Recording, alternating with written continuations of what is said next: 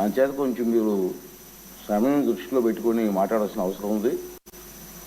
ఎట్టి పరిస్థితులు కూడా ఫైనాన్స్ మినిస్టర్కి రిప్లై అవ్వాలా, దాని తర్వాత చంద్రబాబు నాయుడు గారి స్పీచ్ అవ్వాలి.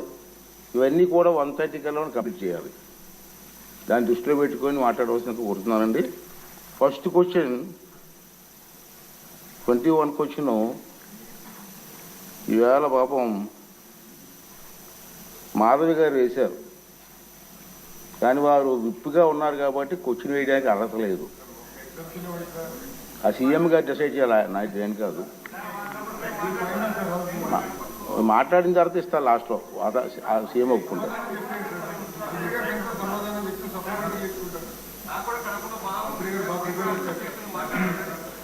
అలాగే సార్, మాకు కొన్ని రూల్స్ ఉన్నాయి కదా, దాన్ని పాటించాలి కదా. నేను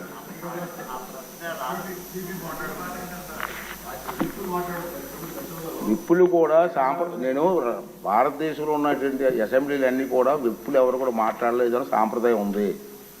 మనం ఆంధ్రప్రదేశ్లో కొత్త సాంప్రదాయం సృష్టించడం మంచిది కాదు. సీఎం గారు మీరు మాట్లాడుకుని నిర్ణయానికి రండి, దాన్ని నేను ఫాలో అవుతా. సంప్రదాయం ఉన్నాయి సార్. గతంలో మన ప్రభుత్వం ఉన్నప్పుడు 84లో కానీ 85లో కానీ అప్పటి నుంచి కూడా అది చీపీ మాట్లాడేవాడు కాదు, కానీ సార్ ఇప్పుడు మాట్లాడేవాళ్ళు సార్. దాదా క్వశ్చన్ నెంబర్ 22 సభ్యులు రాలేదు. ఈ ప్రశ్నకి సమాధానం చెప్పినట్టుగా భావించవలసిందిగా కోరుతున్నాను. ధన్యవాదాలు అధ్యక్ష.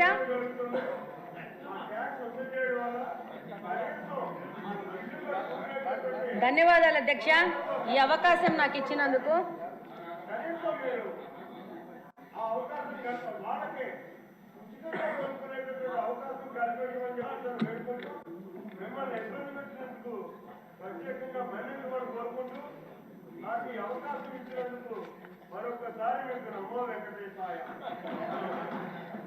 ధన్యవాదాలు అధ్యక్ష.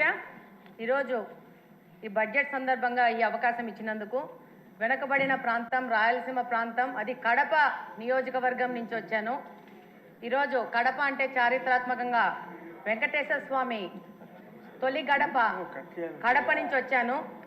విపరీతమైన మినరల్ రిసోర్సెస్ ఉన్న ప్రాంతం నుంచి వచ్చాను. కానీ మా నియోజకవర్గానికి మంచినీళ్ళు లేని పరిస్థితిలో మేము చాలా కొట్టుమిట్టాడుతూ ఉన్నాము.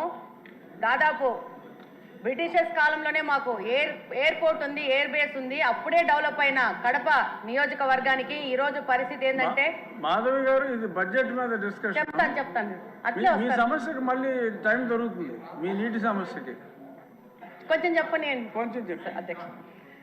ఈరోజు దాదాపు 164 స్క్వేర్ కిలోమీటర్స్ విస్తీర్ణం ఉన్న కడపలో దాదాపు ఈరోజు 5 లక్షల జనాభా ఉంది. 1971లో 23,000 జనాభా ఉన్న ప్రాంతము ఈరోజు 5 లక్షలుగా జనాభా తయారైంది. కానీ ఈరోజు బడ్జెట్లో కేటాయింపులు చాలా విభాగాలకు కేటాయించినారు. అందులో భాగంగా ఈరోజు మా ప్రాంతం నుంచి మాకున్న ప్రధాన సమస్యను ఈరోజు సభ దృష్టికి తీసుకురావాలని చెప్పి ఈరోజు మీకు అవకాశం అడగడం జరిగింది.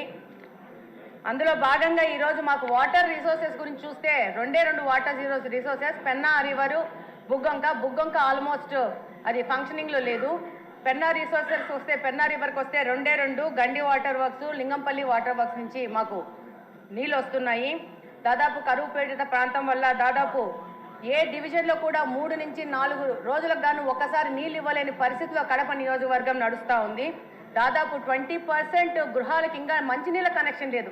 మేము కార్పొరేషన్ దాదాపు 20 సంవత్సరాలని కార్పొరేషన్గా ఏర్పడి 20 సంవత్సరాల నుంచి 10 సంవత్సరాలు కాంగ్రెస్ పార్టీ, 10 సంవత్సరాలు వైసీపీ పార్టీ, కార్పొరేషన్ అక్కడున్న శాసనసభ పక్షగా వాళ్లే ఉంటూ గవర్నమెంట్లో లాస్ట్ 5 సంవత్సరాల నుంచి అదే పార్టీ ఉన్నా కూడా పూర్తి నిర్లక్ష్యానికి గురైంది.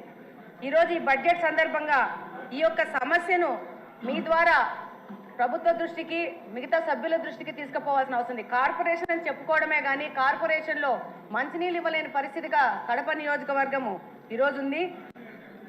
ఈరోజు దాదాపు 95% రామనాయుడు గారు ఆవిడ సమస్య వినండి సార్ కొంచెం. అవును అన్న, వినండి అన్న.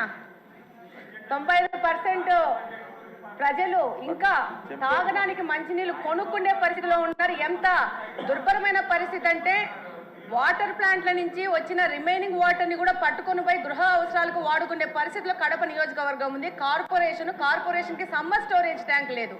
మనకు ఎన్నో కార్పొరేషన్స్ ఉన్నాయి. అత్యంత హీన స్థితిలో ఉన్న కార్పొరేషన్ ఈ కడప నియోజకవర్గం యొక్క కార్పొరేషను. దాదాపు వందల సంఖ్యలో వాటర్ ట్రీట్మెంట్ ప్లాంట్లు పెట్టుకొని వ్యాపారస్తులు